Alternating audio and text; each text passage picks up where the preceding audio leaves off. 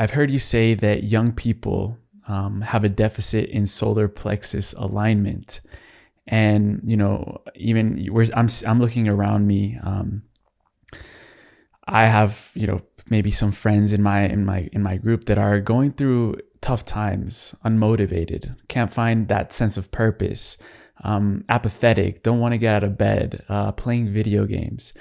What does the solar plexus have to do in all of this? And how can we get these young people to align themselves again and operate more from the higher centers into their creativity and into their mission in the world?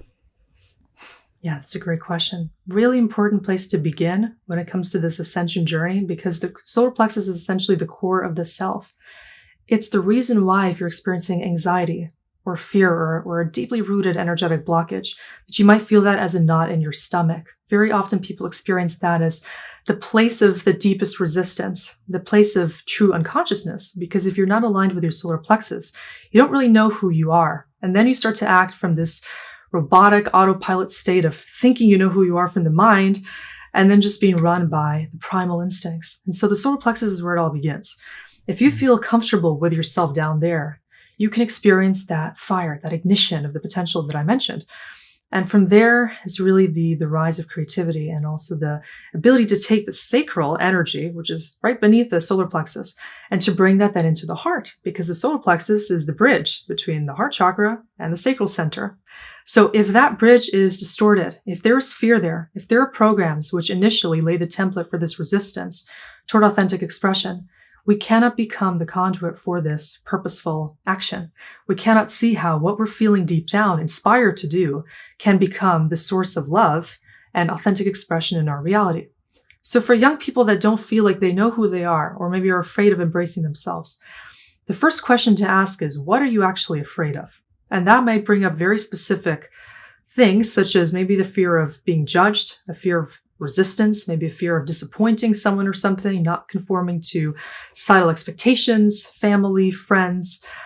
Definitely there's a lot of conditional templates and ramifications in society, which is why young people feel the need to just party, to drink, to do certain things which are distracting activities, which can lead away from the real evolutionary journey into the self, to understand what are you here to be achieving. When young people gain this attachment to distraction, to social media, to digital narcissism, to doing things that they think need to be done as opposed to part of the felt experience, this typically leads maybe 10, 20 years down the road to a moment of real disappointment when they realize, they never really found themselves or understood the path to wholeness. And so that leads to a beautiful midlife crisis, typically, when the young person understands that because of those coping mechanisms, they developed an aversion to their true self, which can lead to deeply rooted resentment, maybe towards the people that initially created that conditioning in their subconscious mind, which they ended up conforming to, which ended up limiting them along this self-exploration path. So to begin, we need to think about what really is our identity. For a young person, it's easier to understand this than for somebody that's been living from, this persona for most of their life. For a young person, it's important to understand, who are you as a unique individual? In this way, like a fractal of source. What is your unique archetype? Who were you before the conditioning, before all of the trauma, before anything that you experienced that created the template for who you think you need to be? And so very often there are certain innate abilities which are connected to this experience of the true self. Maybe you want to be more of a visionary or creative, or maybe what you learned in school or in college or were reinforced to do is not what you really want to be experiencing.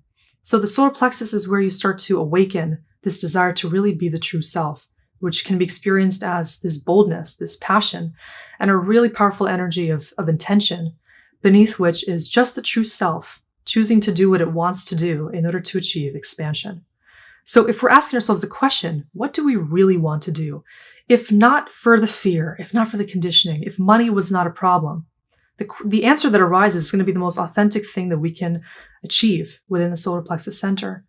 That then connects us to our heart, and it brings us to a place of recognizing that if we're not connected to our true sense of self, then we're not going to be experiencing unconditional love in our reality, which is a very jarring thing to realize. If we're already experiencing a conditionality behind what we think we need to be doing to experience ourself in the world, then there's going to be a disconnect.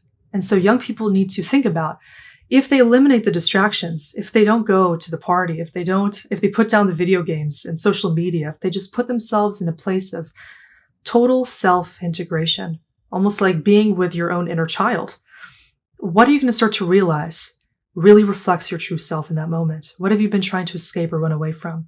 And if it's something that you're fearing in that moment, that's actually good. That needs to be understood, because that fear is the limiting block that doesn't allow you to step into an embodied state of purpose. And so many young people, I think they're afraid of their aloneness. And that's one of the most scary aspects of the narcissistic society that we live in. People are not really taught to be with themselves, generally. We're taught to just orchestrate reality from this mental place of doing, not really being. And the essence of consciousness is being. So to learn our own consciousness, we need to allow ourselves to be. We need to literally sit with ourselves, go introspective, understand who are we and what do we really love. And if no one gave us the ability to do that, we need to give ourselves the gift of that presence and start to regard our aloneness as the most sacred experience we could have, to understand our own soul. Without that loving relationship, there is no way to even understand the point of the solar plexus, which is the real home of this authenticity. And so that's really the bridge that I think we need to consciously create to allow our young self to mature into a more conscious, loving identity that can support the experience of solar plexus integration.